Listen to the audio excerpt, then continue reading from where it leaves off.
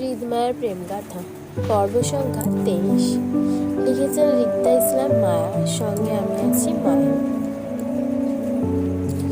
আপনি আমার জন্য একটা সঠিক বউ খোঁজেন তো, যে বউ মেন্টালি আট পাগল হবে, গেলেও কম থাকবে, বোকা চেহারা আর সরল হাসি থাকবে তার। আমি তো লম্বা মানুষ, তাই বউটা খুঁজবেন ঠিক আপনার মতন নাটুন।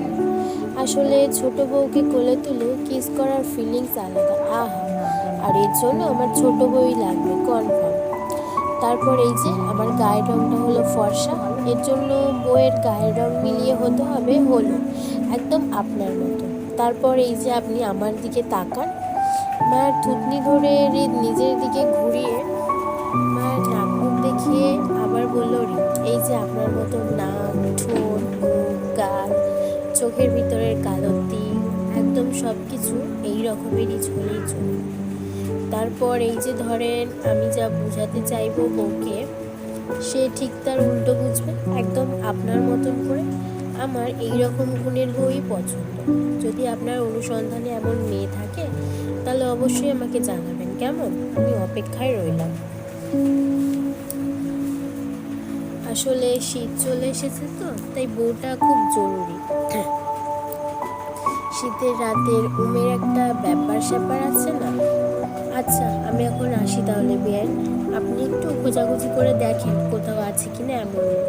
ততদিন না হয় আমি আর একটু অপেক্ষা করলাম। কথাগুলো বলেই হৃদ জায়গা ছাড়লো। মায়া হৃদের চলে যাওয়ার দিকে কনফিউজ হয়ে তাকিয়ে রইল। আসলে হৃদের জন্য বউ খোঁজা নিয়ে একটু কনফিউজ সে। হৃদ খান কি মায়াকে বউ খুঁজতে বলে গেল, নাকি মায়ের পিছনে সরাসরি লাইন মারল? কোনোভাবে কি হৃদ খান মায়াকে নিজের পাত্রী হিসেবে আঙুল তুলে দেখিয়ে গেল? কনফিউজডে মায়া ঠোঁট উল্টাল।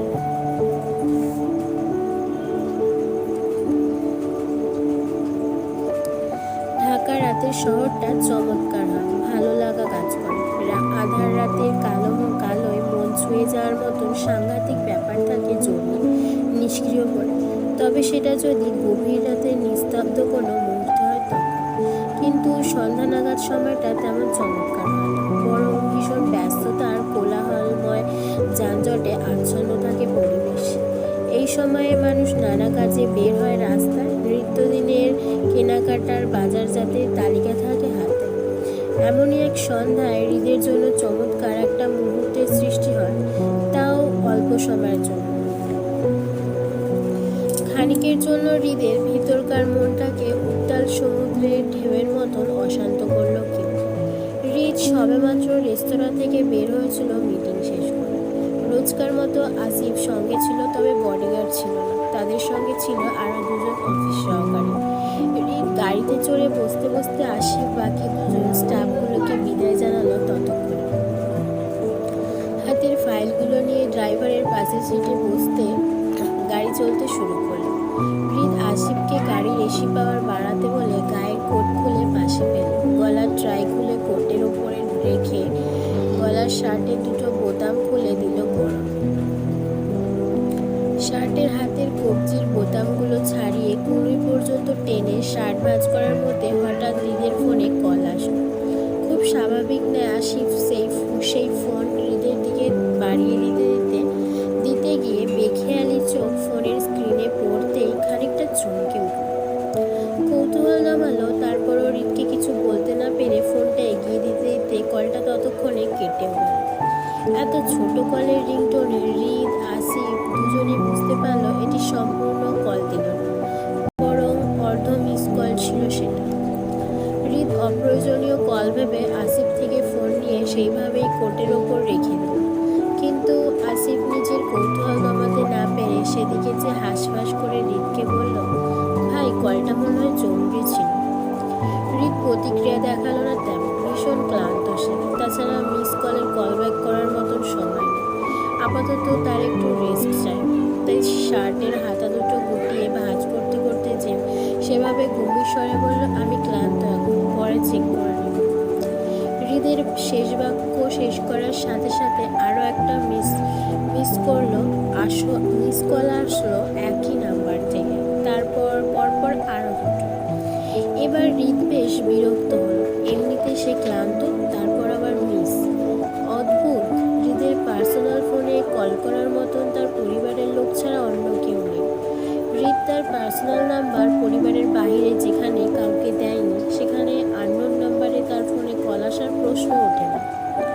তাছাড়া হৃদের বাবা মা, ভাই, দাদা দাদি সবাই হৃদকে সরাসরি কল দেয়, মিস কল নয়, তাও রাত 10টার পর।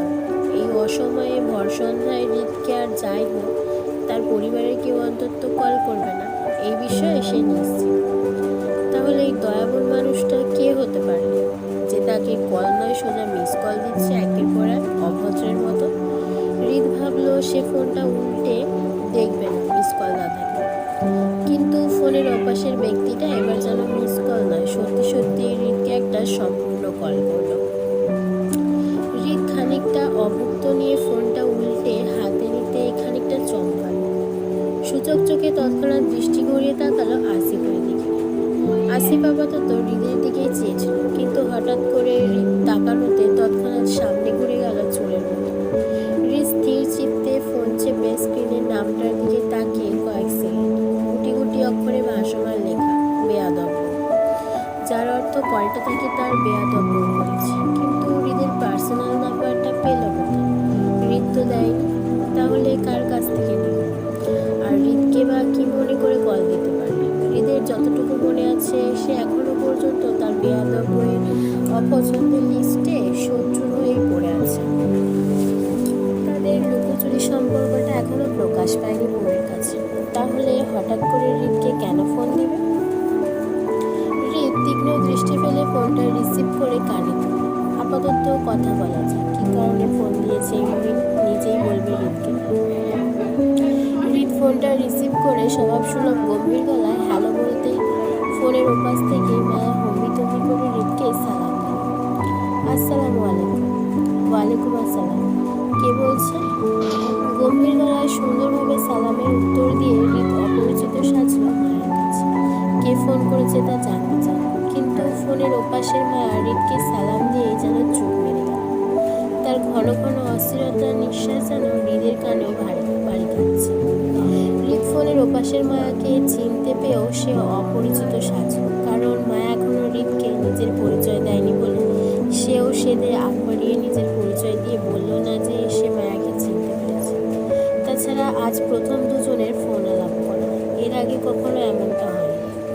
হৃদের কাছে প্রথম থেকে মায়ের পারিবারিক নাম্বারগুলো সেভ ছিল জবে থেকে হৃদ দুজনের বিয়েটা সম্পর্কে জানতে পেরেছিল তখন, কিন্তু সেটা তো আর মায়া জানে না, তাই না? তাই হৃদ আগ বাড়িয়ে নিজের পরিচয় না দিয়ে বরং অপেক্ষা করলো মায়া পরিচয় দেওয়ার জন্য।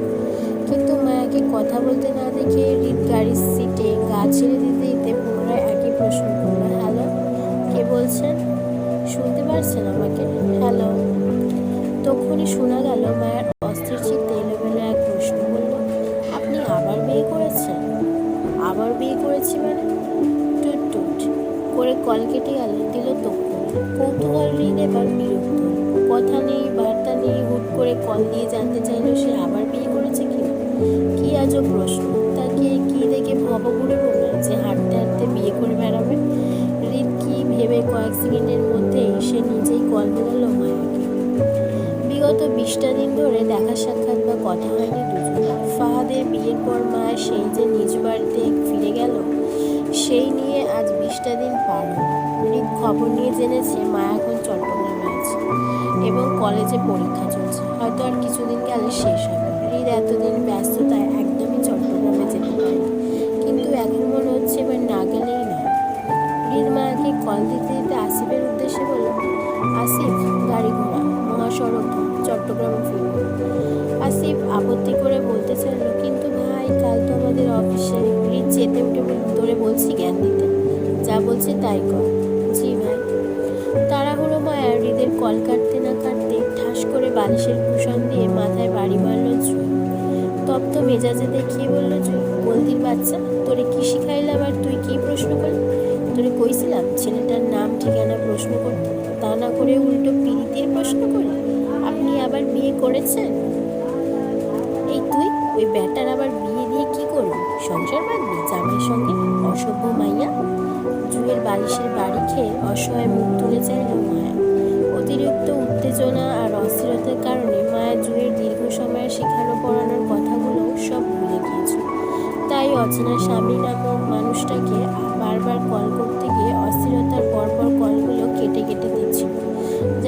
হয়তো দুই একবার মিস কলও গিয়েছে ওই লোকটার, কিন্তু মায়া যখন অতি সাহস জুগিয়ে অবশেষে বড় একটা কল করলো অচেনা স্বামী নামক মানুষটাকে, তখন আর যুগের দীর্ঘ সময় শিখিয়ে দেওয়া কোনো কথায় আর মায়ার মাথায় থাকলো না। বরং অতিরিক্ত উত্তেজনায় মায়া তব্দা খেয়ে বসেছিল খানিকের জন্য, যার দরুন ফোনের ওপাশের ব্যক্তিটি বারবার হ্যালো বলার পরও মায়া নিজের কথাগুলো গুছিয়ে উঠতে পারেনি। তীব্র অস্বস্তিতে সেটিয়ে চুপ মেরে গেল। কিন্তু মায়া যখনই নিজের অস্থিরতা খানিকটা কাটিয়ে উঠল, তখনই মায়ের মনে যা ছিল দীর্ঘদিন ধরে অচেনা স্বামীকে নিয়ে, সেই প্রশ্নটাই চট করে ফেলল। আর করবে নাই বা কেন? মায়ের স্বামী হয় লোকটা, মায়ের জানার অধিকার আছে ওর স্বামী দ্বিতীয় বিয়ে করে ফেলেছে কিনা। যদিও মায়া এটা জানে না যে মায়া ওই লোকটার প্রথম বউ নাকি দ্বিতীয়, নাকি আজও বিয়ে করেনি লোকটা। সবচেয়ে বড় কথা হলো মায়ের সাথে বিয়েটা আজও ওই লোকটার মনে আছে কিনা, তাও বিশাল বড় প্রশ্ন হয়ে দাঁড়ায়। এত সব প্রশ্নের উত্তর জানার অবশ্যই মায়ের জন্য প্রয়োজন। তাছাড়া মায়ার টানা 3টা মাস এত কষ্ট করে, এত যুদ্ধ করে অবশেষে আজ সফলভাবে সুমন থেকে অচেনা স্বামীর নাম্বার সংগ্রহ করতে সক্ষম হল।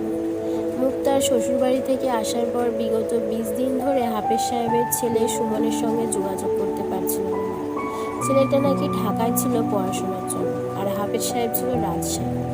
আজই নাকি সুমন বাড়ি ফিরে বাবার সঙ্গে কথা বলে মায়ের স্বামীর নাম্বারটা জোগাড় করে। তবে সুমন থেকে মায়ের স্বামীর তেমন কোনো তথ্য বা ঠিকানা কিছু পাওয়া যায় না।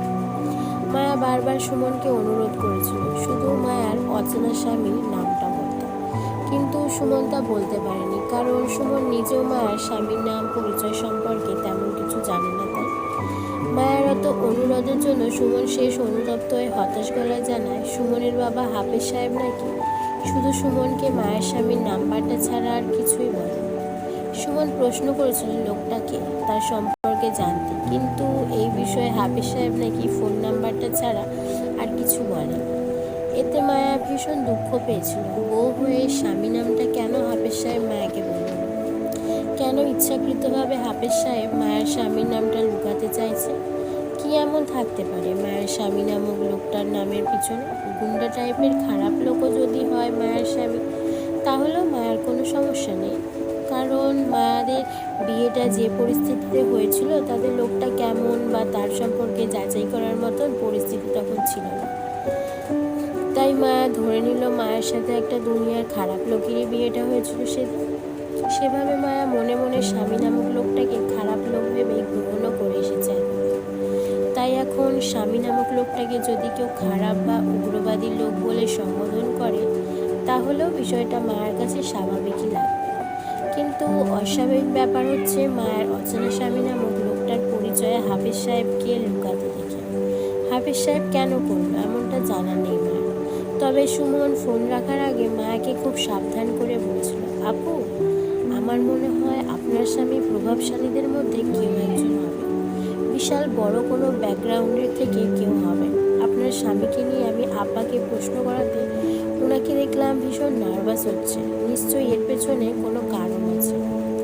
তিনি আপনার স্বামী নামটা পর্যন্ত আমাকে বলতে নারাজ। আপনি একটু সাবধানে থাকবেন আপু। সুমনের সতর্কবার্তায় মায়াও পেয়েছিল। তারপরও সুমন থেকে অচেনা স্বামীর নাম্বারটা নিয়েছিল আজ দুপুর, কিন্তু কল দিল এই সন্ধ্যায় 7টার দিকে। মাঝে 6 ঘন্টায় শুধু মায়া নিজের নার্ভাসনেস কাটাতে আর সাহস জোগাতে লাগলো। জুই শুরু থেকেই মায়া পাশে ছিল। সুমন থেকে নাম্বার নিয়ে হৃদকে কল করা পর্যন্ত জুই মায়ের পাশে ছিল। মায়াকে গুছিয়ে কথা শিখিয়ে দিয়েছিল কিভাবে হৃদের পরিচিতি সম্পর্কে জানতে চেয়ে প্রশ্ন। কিন্তু অতি নার্ভাসনেস মায়া জুইয়ের শিখিয়ে পড়িয়ে দেওয়া সব কিছুই ভুলিয়ে ফেলে, যার দরুন প্রতিবন্ধী করে শুধু জানতে চাইল মায়ার অচেনা স্বামী মায়াকে রেখে দ্বিতীয় বিয়ে করে ফেলেছে কিনা। মায়া অতিরিক্ত টেনশন থেকে এমনটা করলো কিনা জানে না। তবে মায়ের খুব করে জানতে ইচ্ছা করছে আদৌ মায়ের স্বামী তার হঠাৎ বিয়ে করা বউকে মনে রেখেছে কিনা, নাকি মায়াকে ভুলে বিয়ে করে ফেলেছে এতদিন। মন্ত মায়ের ধ্যান ভাঙলো ফের জুইয়ের হাতে বালিশের বাড়ি খেয়ে। জুই চেঁচাতেই মায়া অসহায় মুখ করে বলল, তো কি করবো? লোকটা আবার বিয়ে করেছে কিনা সেটা জানতে চাইবো না আমি? কেন জানতে চাইবি? সেটাই তো প্রশ্ন। আজও জানতে চাইবো না কেন? মায়ের কথায় চেতে উঠল জুই। অশুভ মায়া, আগে তো জানতে চাইবি লোকটা কে হয়।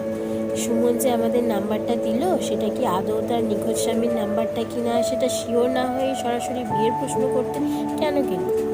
সুমনের দেওয়ার নাম্বারটা যে তোর স্বামীরই হবে, এই বিষয়ে তুই এত শিওর হোস কিভাবে? আগে লোকটার নাম পরিচয় জেনে তারপর তোর পরিচয়টা দিয়ে এই প্রশ্নটা করতে। সে তোদের 2 বছর আগে হওয়া হঠাৎ বিয়েটা এখনো মনে রেখেছি কিনা? তা না করে তুই এখন বলদ মার্কা প্রশ্ন করতে গেলি কেন? জুয়ের কথায় যুক্তি খুঁজে পেল মায়া। সত্যি মায়ের প্রশ্নটা করা ভুল হচ্ছে, কিন্তু অতিরিক্ত নার্ভাসনেস মায়া এত সব ভাবতে পারেনি। মনে যা ছিল চট করে মুখে বলে ফেলেছে, অত গভীরে ভেবে দেখিনি সে। কিন্তু জুয়ের কথা ফেলে দেওয়ার নয়, কলদাতা আসলে মায়ের নিখোঁজ স্বামী কিনা সেটা শিওর না হয়ে এভাবে প্রশ্ন করাটা ঠিক হয়নি বলেই ধরে নিল মায়া। অপরাধী নয় ঋণঋণে বলল মায়া। অত কিছু মাথায় আসেনি, কেমন কেমন করে যেন মুখ ফসকে প্রশ্নটা করে ফেলেছে। মায়ের কথায় মনে ধরল না জুই। এত বোঝানোর পরও মায়াকে দিয়ে কিছুই বলাতে পারল না সে। তাছাড়া জুই বেশ লক্ষ্য করেছে মায়া ওর নিখোঁজ স্বামীকে নিয়ে বেশ অ্যাক্টিভ। অচেনা স্বামীকে নিয়ে কেউ কিছু বললেও সেটা পছন্দ করে না মা, উল্টো কেমন ঘুম মেরে বসে থাকে। এই যে জুই এখনো মায়াকে নিয়ে টেনশনে আছে, কিন্তু মায়ের মুখ দেখে মনে হচ্ছে সে নিখোঁজ স্বামী নাম্বার জোগাড় করতে পেরে ভীষণ খুশি। জুয়ের কথা সে এক কান দিয়ে শুনছে তো অন্য কান দিয়ে বের করে দিচ্ছে। এমন স্বামী সম্পর্কে কিছু না জেনে মন দিয়ে বসে আছে মায়া, সেটা বেশ বুঝতে পারে জুই। আর এখানে জুয়ের টেনশনটা বেশি। আল্লাহ না করুক মায়া নিখোঁজ স্বামী যদি খারাপ প্রকৃতির কোনো লোক হয়, তাহলে এর জন্য শুধু মায়া নয়, ওদের গোটা জীবন পরিবারের ভুক্তভোগী হবে।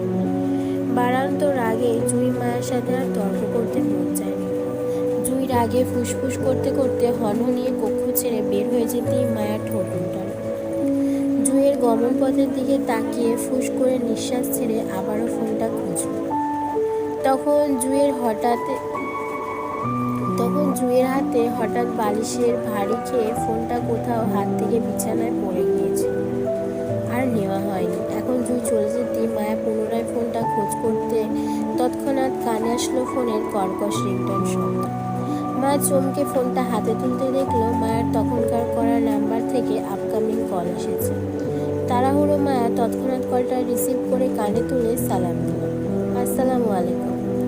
মায়া তাড়াহুড়োয় সালামের উত্তর খুবই রয়েস হয়ে গম্ভীর গলায় দিল, ওয়ালাইকুম আসসালাম। কে বলছেন?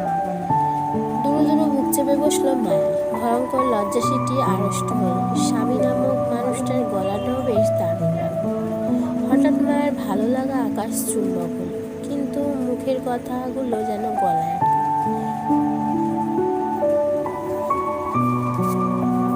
ওপাশে মানুষটাও চুপ, হয়তো মায়ার কথা বলার অপেক্ষায় আছে। লজ্জা সিটিয়ে কোনো রকমে আওয়াজ বের করলো গলা দিয়ে। রিনরিনে বলল মায়া, আপনি আমাকে চিনবেন না মনে হয়, তবে আমি যে আপনাকে খুব করে চিনি এমনটাও না।